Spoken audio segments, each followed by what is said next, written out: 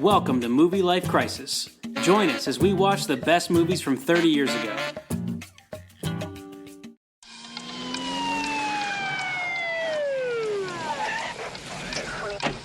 Riggs, homicide. Nobody's dead. Hey, the night's young. This is Sergeant Murtaugh. Where's the bomb squad? They're on the way. Good. Bomb squad. Everything's under control. Let's go, neighbor. Let's go. Raj, I think we ought to check this out. Hey, Riggs. What? The bomb squad's on the way. There's no bomb in there. You know how come I know there's a bomb in the building now? Because I got 8 days to retirement, and I will not make a stupid mistake. There is no bomb in that building. I will bet vital parts of my anatomy to the fact. Now, look, just look.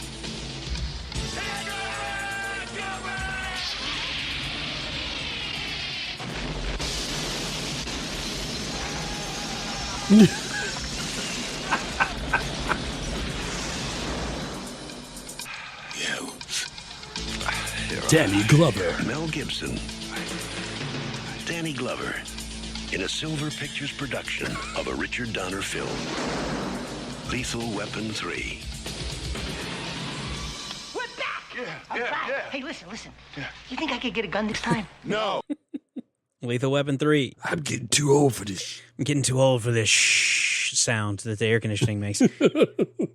Movie Life Crisis, Season 2, Episode 19, Lethal Weapon 3. 19 episodes. Dude, I can't believe it's 19. I want to make a supercut of you going like, Episode 2, I can't believe it's Episode 2. Every time you say it, I'm like, oh yeah, it's not, because I don't have that written down anywhere. Because I don't have it written down, like I don't even notice it until you say it. I'm like, oh my God, 19. Yeah, that's crazy. It's a lot. It's a big number. Yeah, it's a huge number. And we're doing the third Lethal Weapon movie, a smaller number for this episode, featuring Danny Glover, Mel Gibson, a Joel Silver production directed by Richard Donner, and also featuring Joe Pesci. And Rene Russo. Now, I don't know why they left her off. I mean, I know why they left her off because she's a woman. Yeah. They paid her less. They left her out of the trailer. Right. She was the bright shining star of this whole movie, if you ask me. She's awesome. I love Rene Russo. Let's do some housekeeping first up. Yeah. I don't have a review, but I was thinking earlier today, one of the things that's hard about podcasting is we can see the numbers. We can tell people are listening, and that's incredible. But we're small enough still that we don't get a ton of feedback. So a lot of times we'll put an episode out, and I'll spend like 3-4 days wondering, like, I wonder if anyone liked that. I wonder if people laughed at the stupid Dick Wolf joke that I put in 17 times. No, they definitely did. And I certainly did. Which is great. So what I was going to say is, it'd be great to hear from you guys. We have a small Discord, but you're welcome to join and tell us if you liked or didn't like things. You can also hit us up on Twitter. You could leave us a review on Apple or Google, or you can leave us 5 stars on Spotify. But yeah, this is just my request for feedback, because I don't always know if we did a good job on the episode. I just like to think we did. I did a good job. I don't know about you. You did a great job. You did a fantastic job. Also, on the Patreon side of things, our second Patreon episode is out on Pretty Woman. It should have come out the week prior to this episode coming in the main feed. So if you want to hear Pretty Woman or any of the other 1990s movie, you can join our Patreon. For $5 a month is the lowest tier. You can also contribute more if you want to. If you want to support the arts even extra, that'd be great. Support the arts. Dude, we should give them a little taste of it on the main feed for sure. Yes, and we will have done that by the time this airs. Excellent. We've got enough Patreons now to cover our audio hosting costs. Yeah, thanks. If we get a couple more, I would really like to add transcription to get your episodes transcribed using some kind of AI app thing. They all cost money. And I would like to get transcriptions added to our episodes, because I think it would be cool for accessibility for people who are hearing impaired to also be able to read transcripts of the old episodes, because podcasts are awesome and they shouldn't be only for people who can hear. So yeah, that's awesome. Yeah, I want to be able to add some stuff like that as we get some more Patreons. Yeah, absolutely. That's cool. At the end of the episode, stay tuned. We have a short promo from our podcast homies at Vintage Video, who are rewatching every single movie from the 1980s. Those absolute maniacs. Boy, are they. They're really, and they're blowing through them too. Yeah, they do like 3 or 4 episodes a week. They're complete maniacs. But this episode, we were doing a promo swap. We have one of theirs playing at the end of our episode. They have one of ours playing at the end of their episode. You should check their episode and stay to the end, because Jeff and I recorded a promo for this podcast. It sounds like a drug commercial from the 1990s. It's so stupid. The way we spend our free time is ridiculous. It's the best way to spend your free time. Are you kidding? Okay. Anyway, Lethal Weapon 3, give us a synopsis. Quick synopsis. Martin Riggs and Roger Murtaugh pursue a former LAPD officer who uses his knowledge of police procedure and policies. Police, procedure, and policies. Nice. Alliteration? Is that what that's called? Yes. To steal and sell confiscated guns and ammunition to local street gangs. Dude, I forgot the whole cop killer part of this movie. Remember that? There was like a Yeah. It was like a thing in the 90s when everyone thought that if you took bullets and like sprayed them with Pam or something, that they would go through sheet metal. Yeah. Admittedly, I don't understand how much of that is total bullshit, but in this movie, they had the cop killer bullets that would go through bulletproof vests, and everyone was freaking out about it. They had like the little red tips on them. Yeah, and they were pointy. Yeah, they looked cool. Yeah, and they play a key role in the final scene of the movie, which I'm sure we'll get to later. We'll definitely get there. This movie cost $35 million. It grossed $319 million worldwide. Good Lord. The fifth biggest movie of the year, 1992, and the highest grossing of the 4 Lethal Weapon movies. Have you've seen them all? Have you seen every single episode? All the, like 1 through 4, have you seen them all? Yes. This is not the best one that should have made the most money. No, dude, it's definitely not. I think That must be hindsight that I'm saying that because, I think it's my least favorite of the 4, honestly. yeah, we'll get to that. We'll get to Yes. that. Yes, we will. So, did you find any awards? I didn't see any awards. Negatory. I know the first, either 1 or 2 was like nominated for an Oscar for, I think, sound mixing, but I don't think this one had any awards. Didn't get any awards for being a spectacle. No awards from us either. Yeah. Sequels. Yeah. This is the third. 4 comes out in 1998, and then there Right. was a Lethal Weapon TV show. 3 seasons of that. A couple seasons of that. Did that have Stifler in it? It had Sean William Scott, yes. It had Damon Wayans played Murtaugh. Nice. And then Jordana Brewster was in it too. She was a doctor lady. I didn't watch any of that. Kat liked it, and she watched it for what it was. I think it actually fizzled out because Damon Wayans and the guy who plays Mel Gibson's character got into like an argument, and like they didn't want to work together anymore. Nice. Also, you forgot to mention that Lethal Finale coming out in the near future. Mel Gibson is now slated to direct it in honor of Richard Donner. Yeah, the 5th Lethal Weapon movie they've been discussing since 4 came out in 1998 is in pre-production now with HBO Max. It's called Lethal Finale, and Mel Gibson right now is saying he's going to direct. Shout out to And Richard star. Donner, who died last year at the age of 91. Well, that was a good run. Yeah, it was a hell of a run. Yeah. Do you have any memories from your first viewing? Wait, real fast. Okay. There was also a Lethal Weapon 3 pinball game, which I got to watch a video of, and it was pretty silly. And there was also a Lethal Weapon video game based on number 3 for NES, Super NES, Game Boy, Atari ST, and Commodore 64. Fantastic. You should go watch videos of that. Sometimes I'll show Jake some old videos of like, this is what Madden used to look like in '08. And he was like, I'm bored already. I'm like, we haven't even got to the part where he says EA Sports, it's in the game. It's in the game. Blown coverage, and the coverage blows.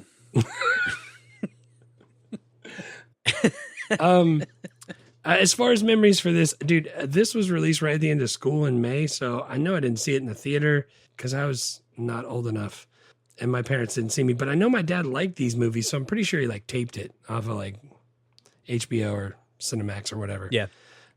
So I know I had a tape of it. I don't remember where I saw it first. I think I got to the point where, like, my brother and I would go with my dad to Blockbuster or whatever, other crappy Hammond video stores and rent stuff. Alfalfa Video. Lanyap. Yeah, sometimes it'd be like, Blockbuster didn't have anything good. Let's go swing by Alfalfa and see what they got. Not the year this came out, but like by mid-90s when I'm like 15, when I'm getting into high school.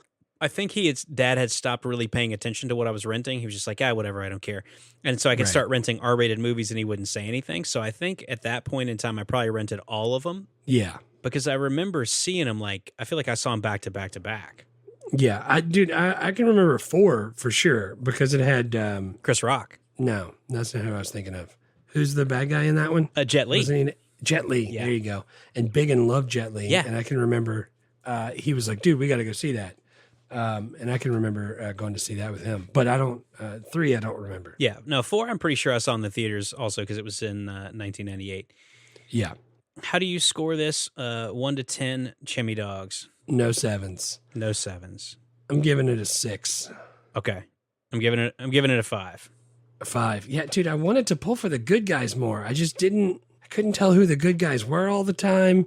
Yeah, when the good guys are cops who just keep beating the shit out of people without any due process, it's hard to know who to cheer for. And then the bad guy is also a cop. I don't know. I was pulling for Rene Russo. If it hadn't been for Rene Russo, I wouldn't have known who to pull for. Yeah, Rene Russo was definitely a bright, shining moment from this movie. It stinks because there were parts of it that I really liked. There were parts that just seemed like, I don't know, it seemed like Richard Donner did Superman in 1978, directed Superman 2, and then got booted off of it, and they brought in another director to reshoot, and then directed Goonies. But because of the treatment of Superman, he got credit for being one of the creators of the modern superhero movie, because he said when they did Superman, they wanted to film the source material straight. They didn't want it to be corny or campy or cartoony. They wanted to play the Superman world as a real world wherein which he had superpowers. Right. And I was thinking about that because that's what all the Iron Man people and the Bryan Singer X-Men and the Marvel MCU all give credit to that as the inspiration for the kind of modern superhero movie. And I was thinking about that because this movie was so freaking corny and so campy and not at all serious. Yeah. Everybody was like a stereotype. It was weird. Yeah, so there were parts of it that I really liked, and I really liked the series Lethal Weapon, and I think this is my least favorite of the four. And now that I've seen it, thinking back. Yeah, agreed. I'm with you. So that's why it's a 5 for me. There's definitely some positive stuff. Sometimes I feel guilty that we even have a section of the podcast called The Worst, because I worry that people are think that we're shitting on their childhood because we want to break down the parts of the movie that didn't hold up as well. But it's we really like movies. If the episode's an hour long, we spend 50 minutes on the best and 6 minutes on the worst. And then we do our outro. But still, sometimes I feel guilty that I'm typing up things I didn't like. It's maybe I should just do the things that I do like. So, well, I remember that the person that sent the message in or sent the review in, and they're like, these guys aren't even movie lovers. They don't know. You're not supposed to dump on everything. There's stuff on here that if it was just a tiny little change in a character and how they acted, it would have made it a 10 times better movie. So I don't know. Yeah, I feel like it's the way that we talk about movies in real life. It's man, I wish they would have done that one thing different. And it's kind of messed up that they did that. But also it's mostly positive, and we're pretty easy to please. As long as we're not bored, we're generally pretty happy that we saw the movie. Captain Ron's checking in. Always stand clear of the ladder, boss. I wasn't happy that I saw that movie. I wanted to be doing other stuff for that time, although I wouldn't trade it. Dude, you've been quoting the heck out of it. Afterwards, not while I was watching it. There was no enjoyment while I was, but afterwards, so much enjoyment. Oh, gorillas, not go.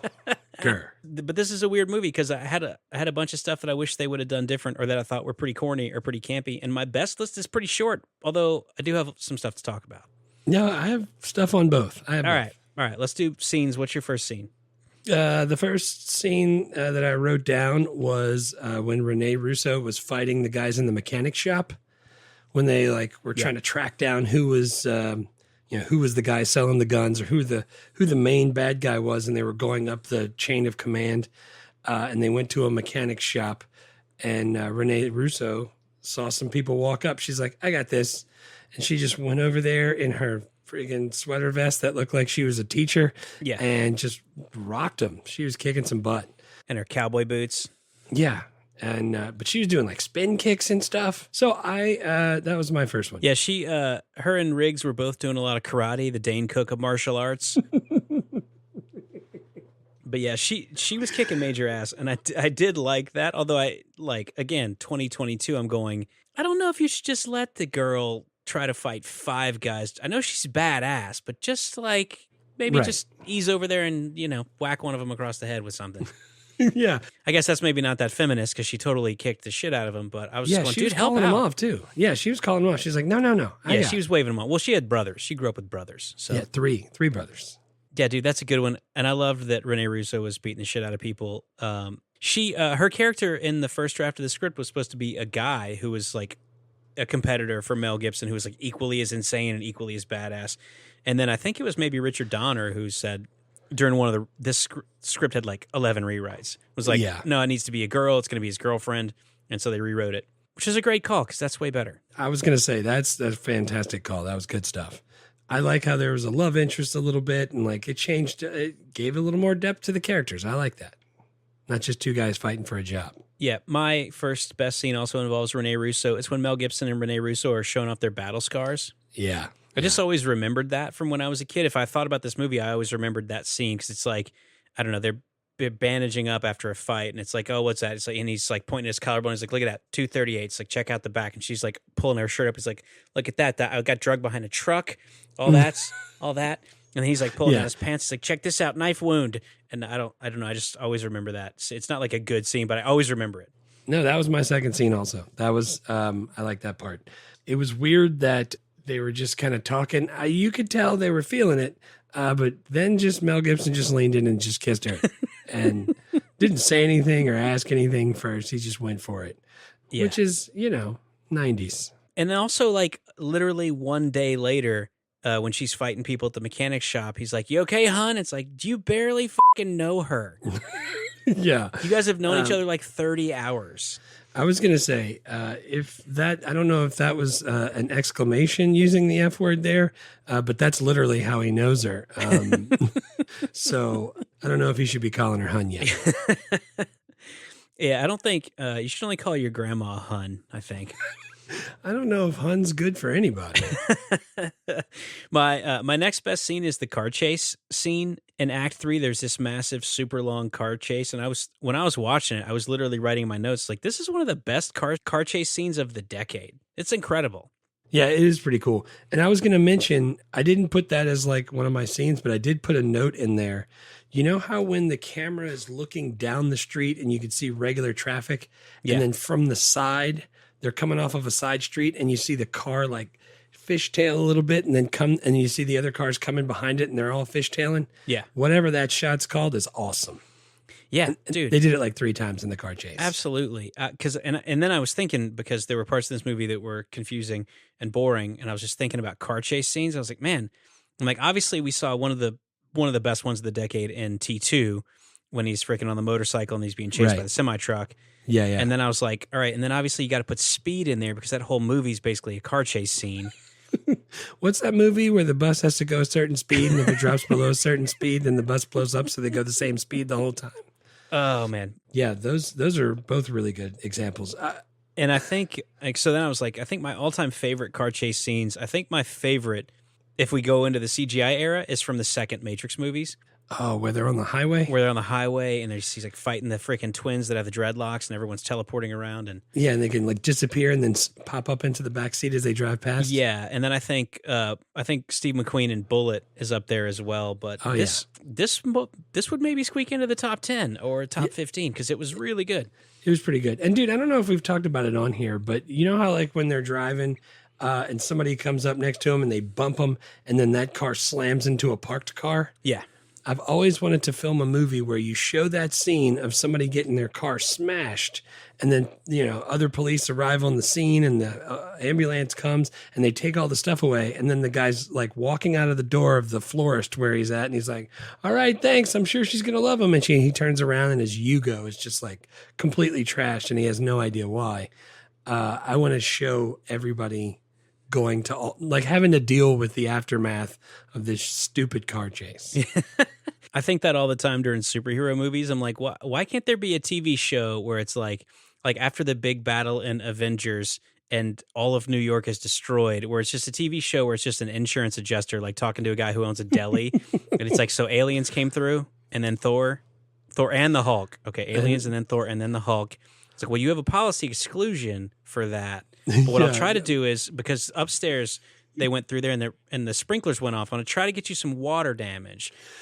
Oh, man. They ruin a lot of stuff.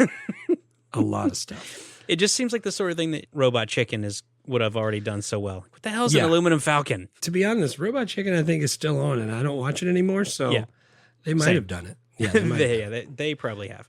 I know that The Incredibles did it, the Disney movie, The Incredibles 2, where they were like, why'd you stop him? Well, he was robbing the bank. Yeah, we have insurance. Why did you stop him? You saw what happened? He was like, I'm sorry, I tried to stop the guy from robbing the bank. What's your next scene? My third scene is just the final battle. There was a lot of problems in it that I didn't like, and I wish it could have been more realistic. Yeah. But it was still pretty cool. Yeah, they have this huge final battle at this like housing development. The crooked cop is the crooked cop is robbing the real cops to take arms and then sell them to criminals. Then he's also building houses. I wasn't sure why. Because that's where the money is. That's where the money is. But then they had the final shootout. Riggs and Murtaugh and Rene Russo decide that they've located the guy at his housing development, and instead of calling in backup, they just go like, 3 of us will take on him and his whole gang. I don't know if calling in backup is really their forte. They didn't wait for the bomb squad in the beginning. They don't wait for anybody. They're not as bad at being cops as Keanu Reeves is as being an FBI agent, but they're not great. You made a very strong argument for Keanu Reeves being the worst. The worst FBI agent ever, and Point Break. But these guys are bad. These guys were pretty bad. Dude, in the beginning after the building blew up, all I kept thinking was Chris Tucker going, that log was already messed up. One little pinky get blown off. Everybody tripping. Destroyed a lot of evidence. We still got a little bit left. I'm gonna put your name in. I'd rather you didn't. I'm gonna make you mayor. If anybody need me, I'll be working a big case for the FBI. Johnson, quit tripping. Who said I'm getting suspended? Oh man, that's one of the only movies where I quote like the outtakes. I'm like, who you think you kidnapped? Kelsey Grammer? I was like, that's not even in the movie. It's in like the outtakes. It's in the outtakes. It's so funny. Oh my God. So good. Yeah. I mean, yeah, if you're talking about police, this movie does not make my list of some of the best police buddy comedy movies. Because we just did Rush Hour. I just did 4 Rush Hour quotes. I don't have a single quote from this movie. I have some quotes. Oh, do you? All right, cool. Let's finish the scene. My third scene is when Joe Pesci gets shot at the hockey match. Oh, man. All I could think of was... He got ice on it right away. At least he got ice on it right away. That probably helps. Oh, man. Owen Wilson. That's great. That's why I wrote that down, because I didn't have a third scene. But the whole time that they were at the hockey match and he got shot, I was like, well, he got ice on it right away, so it's nice. Literally the only reason I watch the Winter Olympics, so when people fall, I can say it. Kat just looks at me and goes, go ahead. I'm like, well, at least he got ice on it right away. That probably helps. That is asinine. That was probably a throwaway line in that movie too, by the way. Yeah, it totally was. I don't have any quotes. Get it started. Okay. I really liked Danny Glover's I'm getting too old for this shit. Yes. Because he's 46, so I'm 2 years away from getting too old for this shit. Yeah, he's 46, and he's 41 in the original Lethal Weapon. The first time he says, I'm getting too old for this shit. Because I had questions about that. How's he retiring at 46, and how is he allowed to say he's getting too old for this shit when he's younger than we are? Because he's been a cop his whole life, and he's been on the beat, man, making the streets safe, and he's old. He's. I know Danny Glover he's so good at being old and tired of this and too old for this shit, but he's not. Danny Glover's 76 now. He still looks freaking fantastic. He's still not too old for this shit. I tell you what he is, though, because I've seen him in something recently. He has the Lou Holtz problem of the wrong size teeth in his mouth. Because every time he starts talking, it's like when Lou Holtz is talking on the thing in the beginning before the football games, and it's something that I can't handle. I don't know what it is, but his teeth don't fit right, and it bothers the hell out of me. That's good. What other quotes do you have? My first quote is Johnson. Who told you I'm getting suspended? Johnson, for real. Yeah. So Riggs and Murtaugh are on Murtaugh's boat.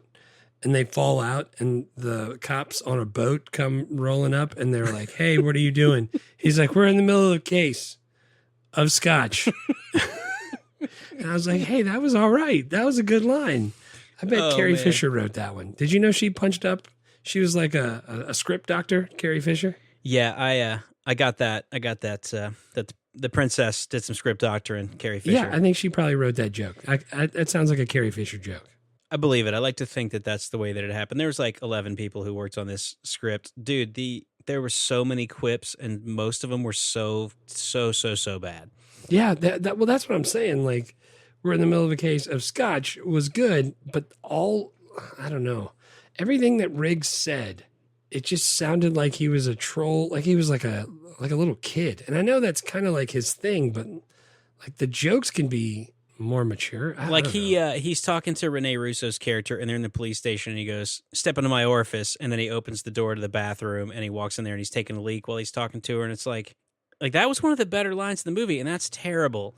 And in the first Lethal Weapon, Riggs was this like wild-eyed masochist who literally would point a gun to his head and pull the trigger, and it would go click because he didn't have a bullet in it. Like he was a maniac. And in this movie, he's like quipping, and he's like, "Hey, finger gunning people," and I was like, "What the hell? What's the matter with this guy?" Yeah, I wish I could tell you. I don't have any answers. I wish they could have given him something funnier to say, but they did not. Speaking of on Murtaugh's boat, did you see what the name of his boat was? Yes, his boat was Code 7. His boat was Code 7, which is police code for taking a lunch break. Yeah, mealtime. Yeah, that's awesome. That is awesome. I like stuff like that. I did see Code 7, and I promptly looked it up. Yeah. Because the only one that I know is 187, and that's only because of Snoop D-O double G that I even know what that one is. The last quote that I had is just Joe Pesci going, okay. Because he did that so well, and he does it in every scene. And when he was selling the house, or he was trying to sell the house, and everybody was at the house and they were just hiding in the kitchen while he was showing it, and he was telling them about all the stuff that happened there. And then Murtaugh gets mad. He's like, "Why would you tell them all that, man? They're never gonna buy it now." He's like, "It's called disclosure. You had to tell them." And I was like, "Oh, now Joe Pesci knows about disclosure." He learned that from Marissa Tomei. Yeah, my last one was a Joe Pesci quote too. It's, "Lisa, I don't need this shit. I got a judge that's aching to throw me in jail. An idiot that wants to fight me for $200.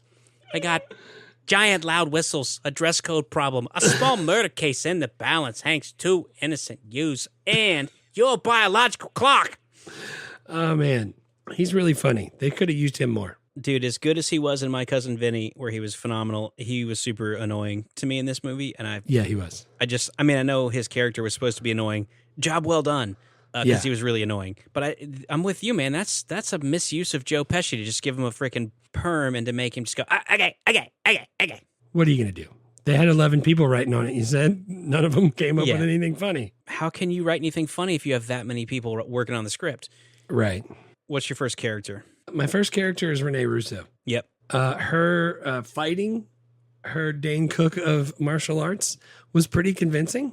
I liked it. I don't know how long she trained. I started to look it up, but I couldn't find any answers. She trained for, I think, they didn't say a time frame, but they did say that her stunt double was also the woman that trained her, and she is apparently a legit ass kicker. I like that. I like how she wore the teacher's sweater vest, where it was like the 4 different like patchwork things sewn together with some mom jeans that are pulled up really high, which are back in, by the way. I know the mom jeans are back. They're like high-waisted, like Jordache mom jeans with freaking cowboy boots and a teacher's sweater vest. Yeah, dude. Some bangs. Yeah, she was on my list too. She was totally believable as like a wisecracking ass kicker who can go toe-to-toe with Mel Gibson. Yeah, absolutely. Not really toe-to-toe because she's probably quite a bit taller than Mel Gibson, but... Isn't everyone? Yeah. So the other thing I wrote down was that she had this like Three Stooges screensaver that was on that reminded me of like After Dark. Do you remember the After Dark screensavers where it was like the flying toaster and the toast? Yeah, they had to go purchase on a floppy disk. Yeah, and it had like a Simpsons theme, and you could buy that one. I used to have that one. Yeah, so then you'd wake the screensaver up, you'd go to altavista.com, and you'd type in whatever it was you were looking for on your Netscape browser, and then you'd hop in your Fiero, and you were off to the store. I closed down the Netscape so I could open LimeWire, and I found the most amazing version of Marvin Gaye singing Let's Stay Together that sounded strikingly like Al Green. It was the freaking Wild West. Yeah, it was great. Rene Russo's on my list as well. She's phenomenal. Yeah. Who's your next? My next one is Danny Glover. Yeah. We talked about it. He's 46 in this movie where, again, he's still too old for this shit. He's 8 days away from retirement. He just is, he's such a good straight man next to Mel Gibson, who, like, in the first movie is, like, a maniac, and then by this movie he's, like, just a wisecracking, like, finger guns guy who's super corny. But the whole time he's just like, I'm getting too old for this shit, Riggs. I like how breathy he is, too. Yeah. Like, he talks like this. Yeah. Come on, Riggs. Yeah, he's awesome. And, but, like, in the movie, The Cop Killers, like, his one of his kids is a teenager, and one of his kids' friends gets involved with the wrong crowd, and they have a shootout, and he shoots the kid that his kid grew up with, and he's like really broken up about it. But it's like a legitimate like emotional moment in a totally stupid third installment of this buddy comedy. And but he sold it. Like I believed it. Yeah, and in this movie, when like I thought Mel Gibson and Joe Pesci were just way off the reservation. Like he was just like a rock solid straight man who just was still doing the exact same Murtaugh from 1987. Yeah, that's what I was gonna say. He's the same character throughout all the pictures. Yeah, I'm sure he'll be the same in the next one. Yeah, dude. Finally, he can say I'm getting too old for this shit, and it'll be believable because he's like almost 80. Like, what are they gonna say that they're doing? There can't still be cops, right? I don't know. I'm not gonna be lined up on the day one of that streaming release to go see Lethal Finale. I'll definitely watch it. I'll definitely watch it if somebody pays $100. Who's your next? My only other one I have is Joe Pesci. I only put that in there because I wanted to talk again about how, well, two things. One, at the end of the last movie, he was supposed to go to New York City. Yes. I don't know why he's even in this movie. Second, it's a total misuse of Joe Pesci. But I liked what he did. I know he was supposed to be annoying, and he was annoying. But also he came through when he was supposed to. And he got shot, and he took it like a champ. He had to get a proctology exam and everything. He was supposed to be annoying, and he was annoying. That's a totally fair inclusion. He's on my worst list, not because the actor Joe Pesci did a bad job, but just because that I hated that character. Could that character have been different? Like, still annoying and been different and be okay? Or the annoying part is what you didn't like? I mean, I'm going to go back to Chris Tucker. Cobbin, my man, Cobbin.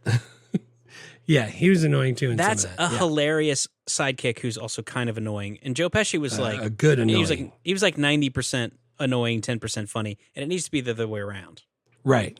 But I don't blame Joe Pesci for that. So I totally understand his inclusion. I don't have a third one. I didn't have anybody else in this movie. A couple of the actors who played Danny Glover's kids, I thought did really good jobs, but not good enough for me to put them on the list.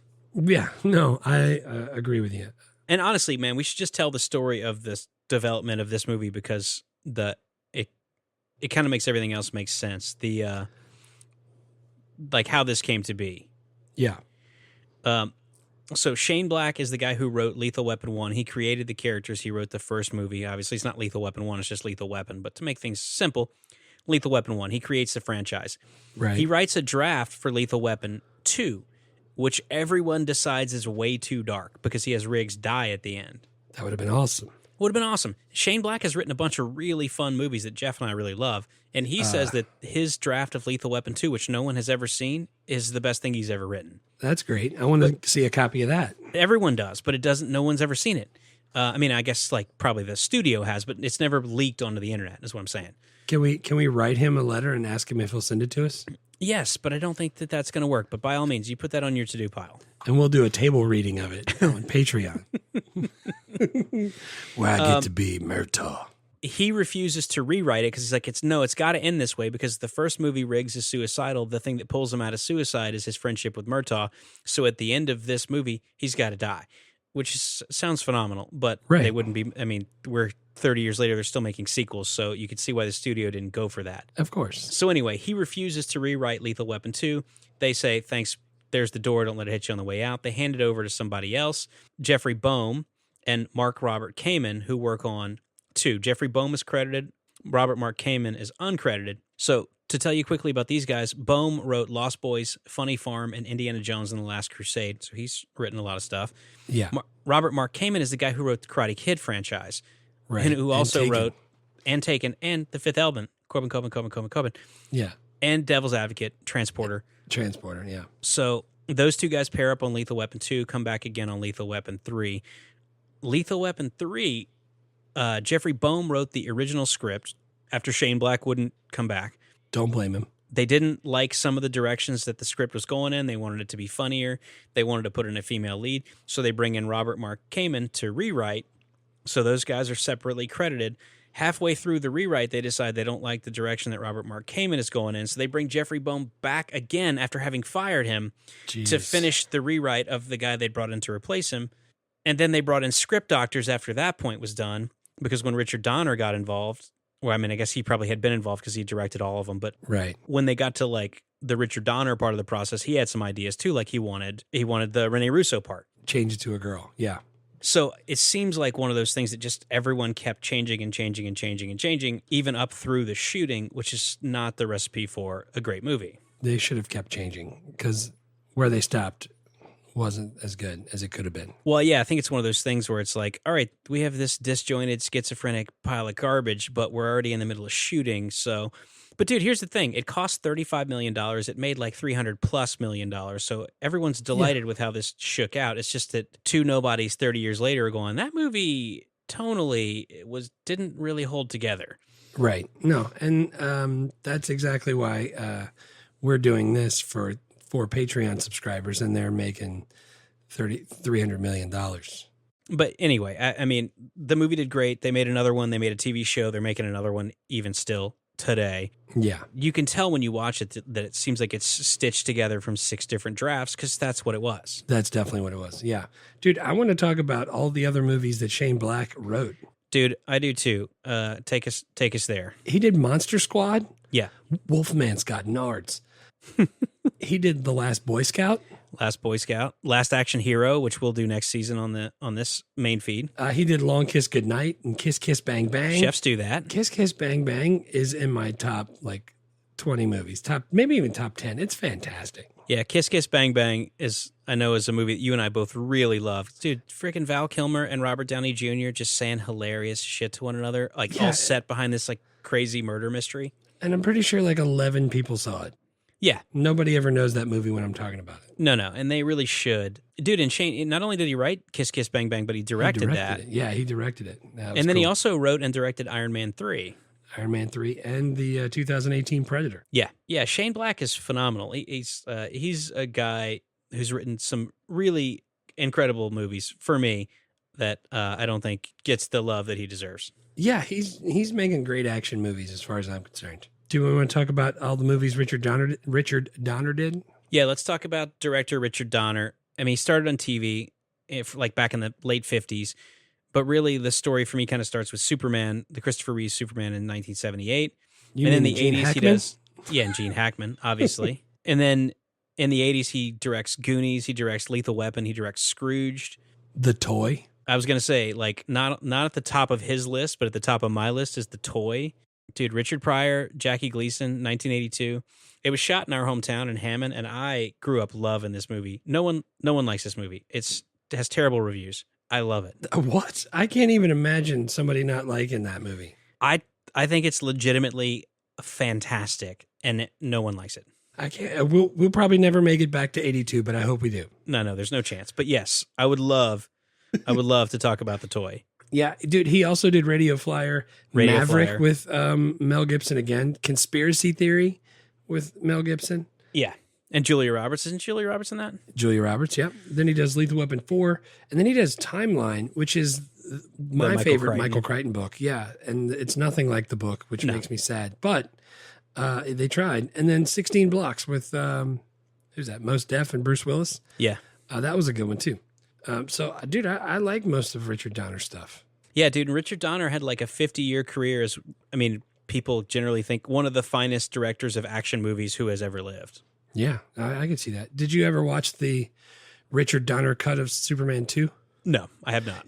It's on Plex. It's pretty cool because they take parts of number 1 and parts of number 2 and mix them together and then throw in some deleted scenes. It's pretty good. It's because he wanted, Superman 1 and Superman 2 are supposed to be one big movie. Right. And they ended up breaking it in 2.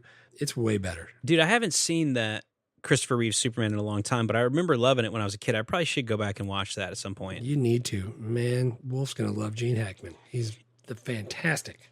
Yeah, maybe are those on HBO Max? Maybe I'll download those and watch them on the airplane. Yeah, they're definitely, they're somewhere. Because I watched Lethal Weapon on a flight last year, and when we first started the podcast, and that's why I was like, oh, dude, it'd be cool to get into the Lethal Weapon. It feels weird to do the third movie in a series without having done the other ones, because it's there's so much history that you got to go back and do. I agree with that, but I think we're going to eventually do 2 and 1 going backwards. So I think it's fine. We'll definitely do 2 on Patreon. I guess we'll eventually get to 1 as well. 87, we'll definitely be there. Yeah, for sure. All right. Do you have any other stuff for the writer directors. I do want to talk about the other movies Jeffrey Boehm did, because you mentioned some of them. Yeah, go Dude, ahead. we just watched Inner Space, Yeah. where they inject Dennis Quaid into Martin Short. Yeah, and then he shrinks down.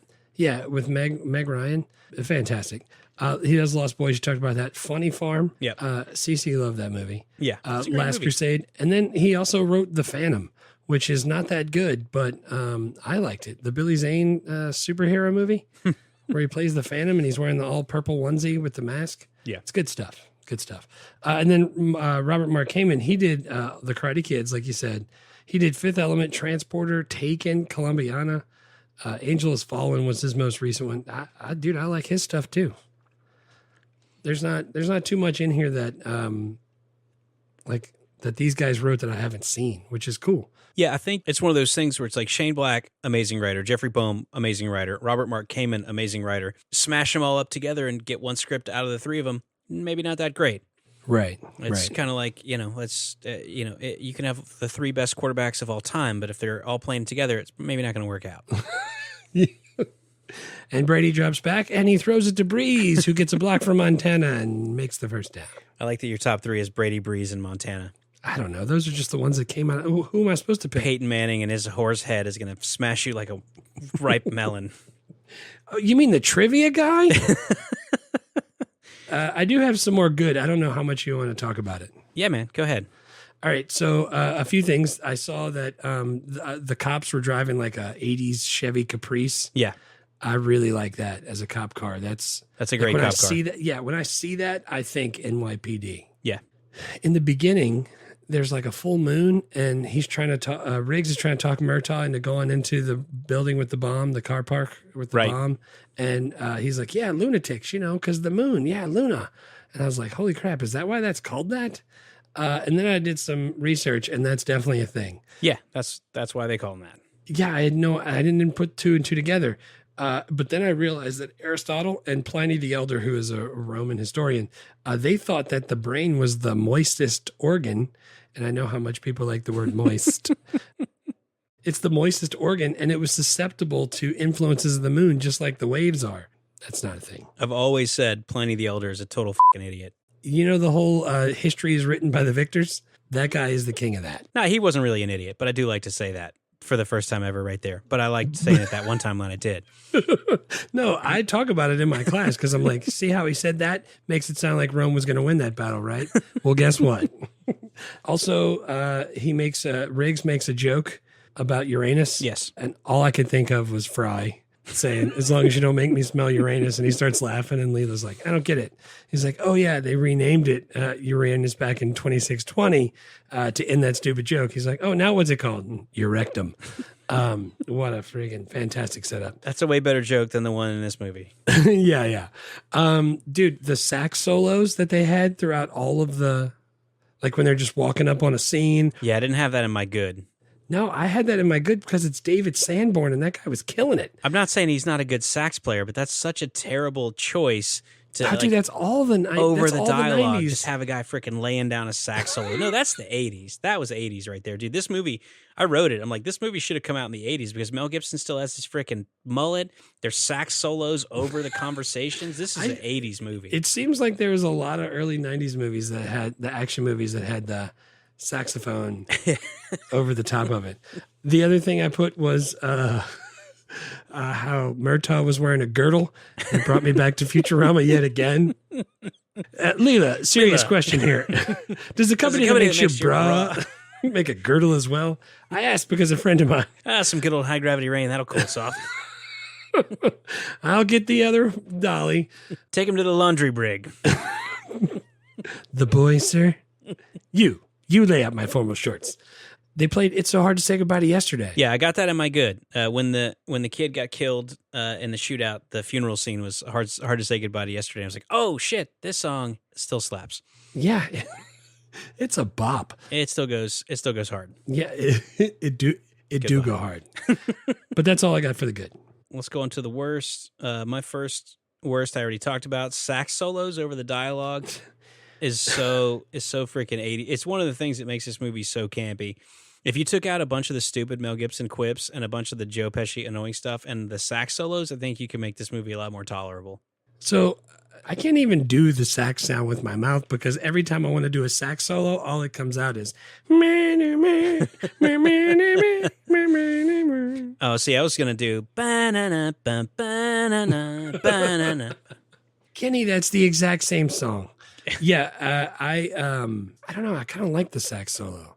Dude, I love a sax solo, but over the dialogue is such Yeah. a strange choice. Yeah, it is. It is. But something about it. I don't know if it's nostalgia, but and then like because it was David Sanborn, and I only know him because he played on a bunch of James Taylor stuff. I'm putting that in my best. I'm sticking by it. Chad will be delighted that we disagree over sax solos over the top of the dialogue.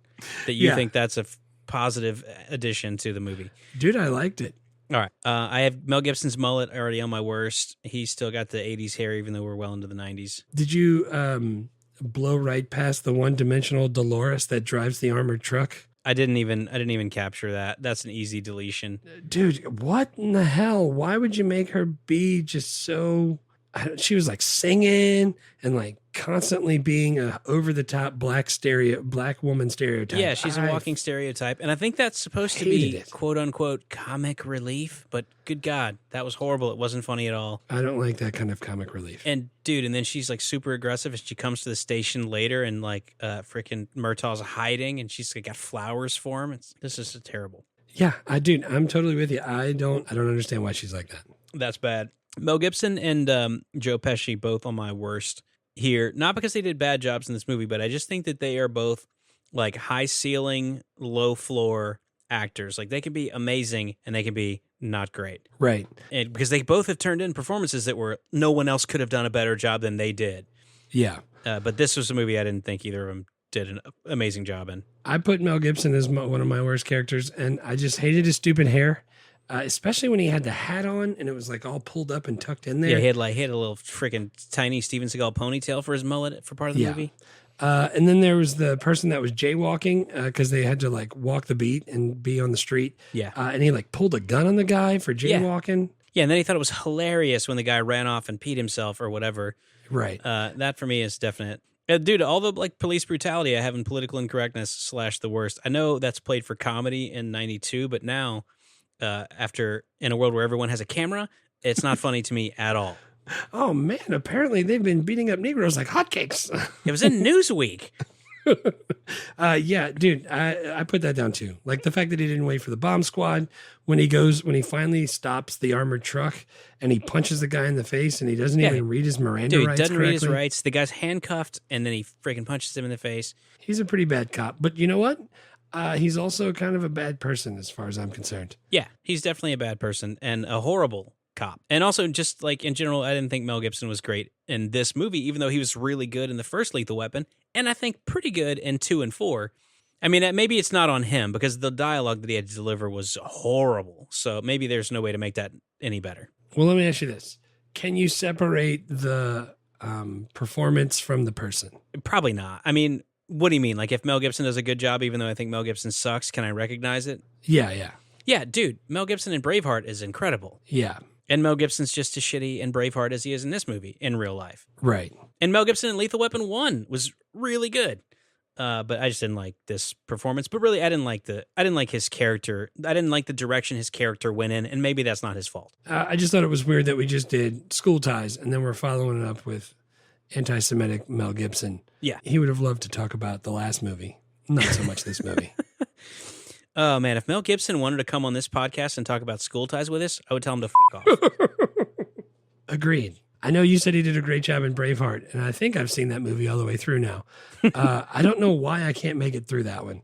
There's just a whole bunch of stuff. Like, he was eating the dog bones because he's trying to... Yeah, he's trying to quit smoking, so he's eating dog biscuits. That's not funny. I don't know. I know it maybe was funny when I was younger. I don't know. Maybe I was just mad because he says the N-word a lot. Yeah. Maybe because he doesn't like gay people. I don't know. Yeah, because he's anti-Semitic, because he's terrible. I don't know. That is tough. Just like when we watched Steven Seagal and Under Siege, and he was terrible, and the movie was terrible, and he's a terrible person in real life. But it was a fun podcast to do. Super fun. But also, Steven Seagal's not able to do a good job as an actor, and Mel Gibson is. Mel Gibson can turn in good performances. Like, dude, The Patriot, he's good in that movie. Yeah, that was a good movie. There's some stuff where he's good. And we Yeah. probably will do some of those movies. So we'll revisit Mel Gibson and how much he sucks in real life. Cool. Dude, I also didn't like that that they freaking don't use holsters. They just jam the pistol in the waistband of their jeans. That's an excellent way to shoot your balls off. Why do they allow them to do that? They were going straight Plexico Burris and sticking it in their pants, shooting their thighs off. Dude, full Plaxico Burris. Just jammed the gun in the freaking crotch of his pants and was like, all right, let's get out of here. I'm so proud that I remember that guy's name. I can't believe it. That was phenomenal. That was a great call. Does he play for the Giants? He played for the Giants, yeah? Yeah, he did. I didn't like that no matter where they were in the movie, like a key part of the plot unfolded right in front of them. They're patrolmen, and like suddenly someone steals an armored car right where they're patrolling, and they chase them and they catch him, and that's a key part of the movie. Later on, Danny Glover's going to cook Mel Gibson a hamburger at a buddy of his hamburger shop, and they see people stealing cars right next door.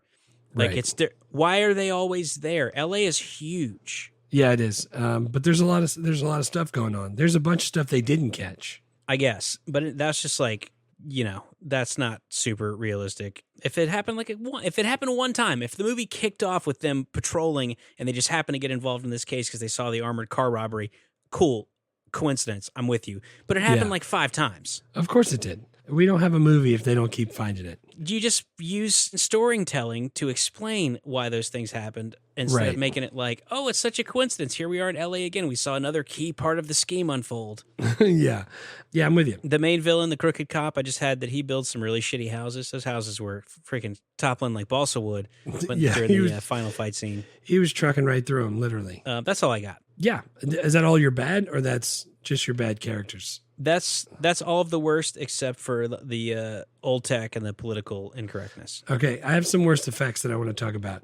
Oh, yeah. I kept seeing the reflection of the filming rig as a car would pass when they were looking out the side window.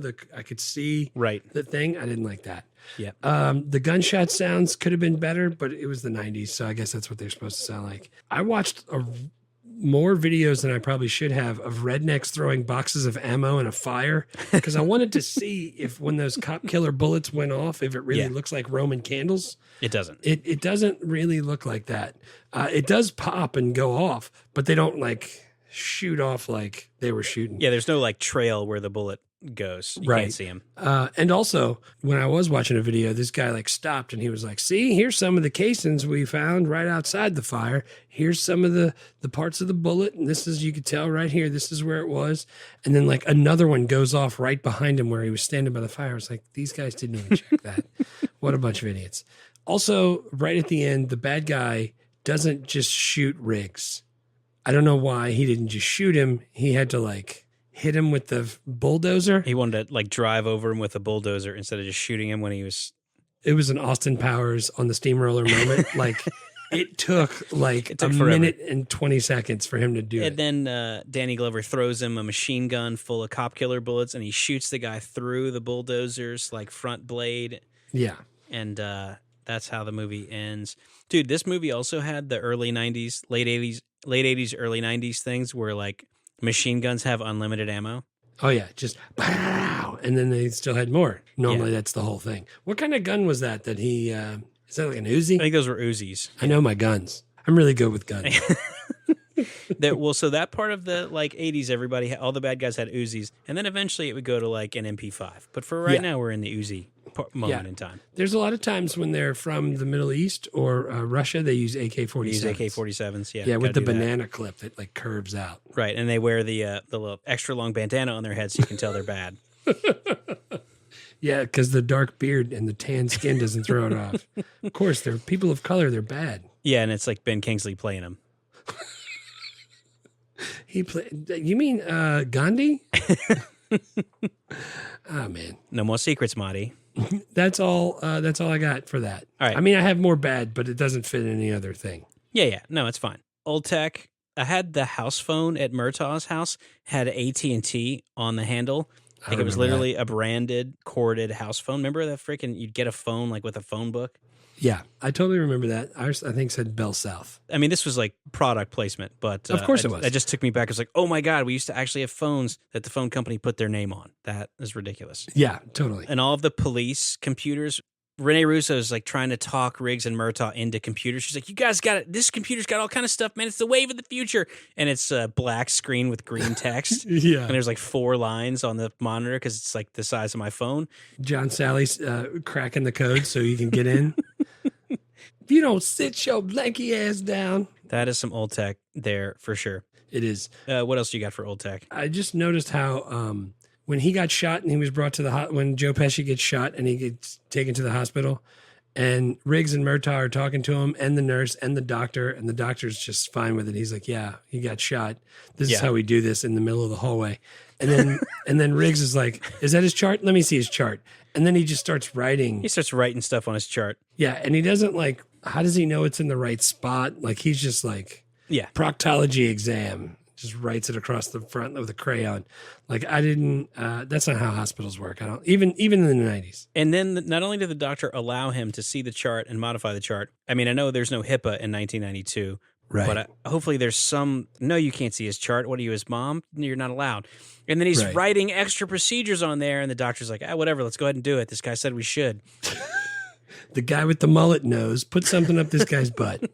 Yeah, I don't like how hospitals work. What else you got? That's it. And then the political incorrectness is just all the police. I mean, it's hard, man. It's hard to watch a movie where the police are the good guys when in the movie they're beating the shit out of people and they're pulling guns on people as a joke and they're just breaking all kind of laws and no one has any due process. I wonder if the cops that are around now, did they grow up watching this and thinking, hey, that's how I'm freaking Riggs, man. Let's do this. I don't know. I mean, I know a few cops and none of them are actually even like that. So that's why I don't. Yeah, same. I mean, I don't know that people are going like, well, it's Lethal Weapon 3. That's the reason why I was murdering a black guy without a warrant while he was asleep in his bed in his house. But I also don't think it helps to have media out there showing that stuff. Yeah. You got any more worst? Yeah, I do. There was one part where like some stuff's going down and Rene Russo's right next to Murtaugh. And he was like, wow, I can't believe you kick their butt or whatever. And she was like, this PMS, it's murder. I was like, what? I remember that. I meant to write that down and I forgot. What a freaking terrible line. Yeah, like it reminds me because I just saw a video that I showed my students where it's almost like a TENS unit that you can place on your body, that give it electroshock. It's like that. And you put it in a certain spot on your body and it simulates period cramps and pains that you would get during your menstrual cycle. And they went to a rodeo to do it. And these friggin' roughneck, hands all dirty and rough cowboys were like bending over. And the lady's like, all right, we're at 2. Can you handle it? And he's like on the ground, like, turn it off. And then they show this girl and she's like in a little dress with some shoes and she's sitting there with her legs crossed. And they're like, okay, we're at 11. She's like, well, yeah, it's uncomfortable, but I mean, like, this is what it's like. I mean, there's probably a comedian that was like, guys do it this way and girls do it this way. PMS is crazy, man. And that's who wrote that. And they left it in, and I don't like that. Well, honestly, man, the thing with the 90s is that Carrie Fisher might have written that joke. Yeah. That's the thing. That's the sexism wasn't just limited to men. Like women were making, like, remember Whoopi Goldberg and The Player making jokes about her tampons? It's like, that's... Yeah. But now hopefully everybody knows that, like, hey, if I'm making jokes at the expense of my own gender, I'm not furthering the cause here. Like, because then dummies are going to think that's real. It was weird. I heard it and I was like, why would they even say that? Yeah, that's a great catch. I heard that and made a face and then forgot to write it down. Or I just had written so much bad stuff about this movie down. I was like, I'm not picking my phone up again. Yeah, dude. All right, so I have 3 more bad things. And they're not even though they're in there, it's not what made me hate the movie. But right after they pick up Joe Pesci off the ice and they're carrying him off, there's a ref standing behind it. And he's like, he's okay. He's going to make it. He's alive. And I was like, who's that guy even talking to? And who can hear him? And why is he saying that? And how does he know? Yeah. It drives me insane. Also, there was a part where Danny Glover was like running and he had to take a breath in the middle of one of his lines. And I don't know if it was supposed to be, but he was like, Riggs, you crazy son of a bitch. I was like, what? Why did he take a breath there? That was so weird. Oh, that's awesome. I loved that, actually. I think that's a great choice. And then the last thing I put down was stuff was blowing up. Shit's going crazy. Rene Russo is going to die, or she's not, because the EMT's like, no, she's going to live. She's just slowly closing her eyes and walking towards the light. And they take off in the chopper, and I was like, hey, all right, that last part was pretty good.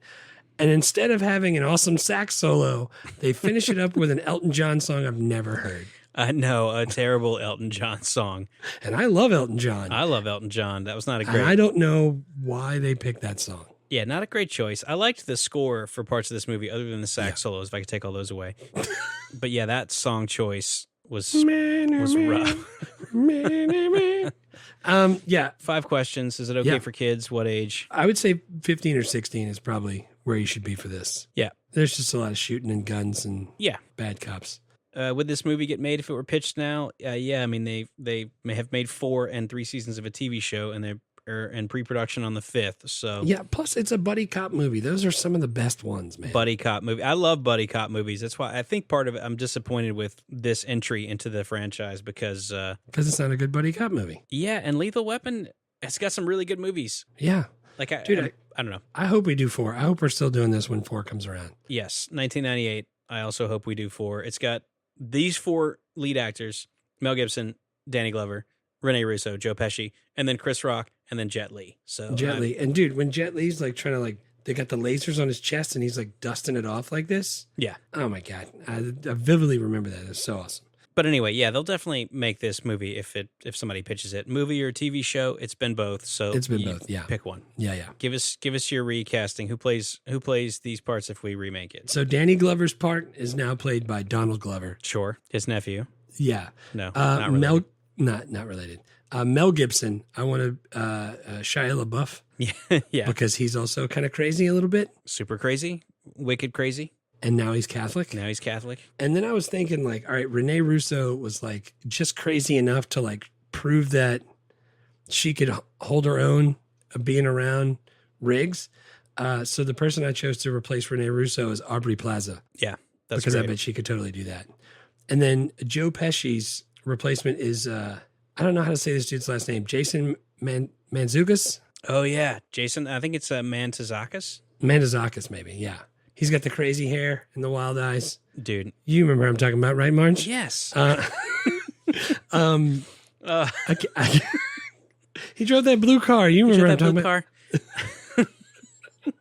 I think that dude could do a really good job. I love that guy. He's hilarious. He was awesome in The Good Place. So yeah, those are my recasts. Would you watch it? Absolutely. Yeah, I think that would be good. I mean, I didn't hate the casting for the TV show. It's a bummer that it didn't do better. I mean, 3 seasons is pretty good, I guess. Anywho, so can you still watch and enjoy this movie? I don't know. Flip a coin. I mean, I gave it a 5 out of 10. I'm literally coin flip territory. I say you could still watch it and enjoy it so you can get to the next one. I think that's the argument, right? You're going to watch all of them. You may as well.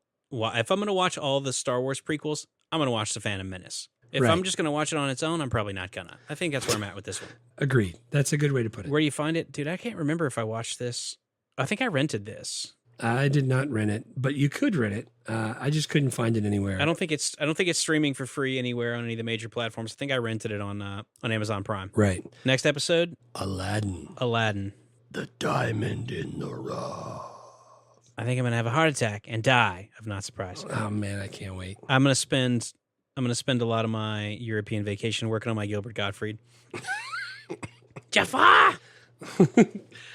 If I had to choke down one more of those moldy, disgusting crackers. Aladdin. Coming out at the end of September. It's going to be great. Please remember to go check out the Patreon if you'd like to support, if you want to hear extra content.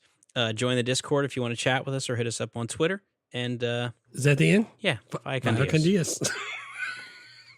I hate that that's our tagline now. I hate it.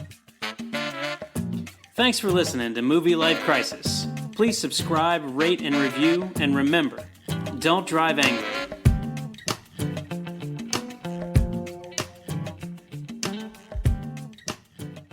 On the Vintage Video Podcast, we'll be reviewing every single wide release of the 1980s in chronological order. Over 250 episodes to enjoy and thousands more to come. John enters the store now to order another can of ether. I picture him outside like Homer with the gasohol. One for you, one for me. I also like to think about that the kids renew their vow not to talk about the murder by murdering someone. They're taking a blood oath with someone else's blood. This stuff is 7 times more powerful than uranium. And Yeah. they open up the vault that it's contained in, not wearing any kind of protective gear. Yeah. And it's wooden crates. Wooden crates. It's like the guys in Chernobyl picking up the graphite rocks Yeah. and going, man, because there's rocks. Hugging the elephant foot, just like, oh, this thing's smooth. It's so warm. He turns to dial the number from the classified ad without even thinking about the numbers. We know this because we can hear his thoughts, and he's talking about how AJ was right that ninjas are misdirecting him. They're misdirecting. I really wish that he'd turn to the phone and been like, 665. No, that's 2 5s. Vintage Video. We're rewatching the 80s so you don't have to.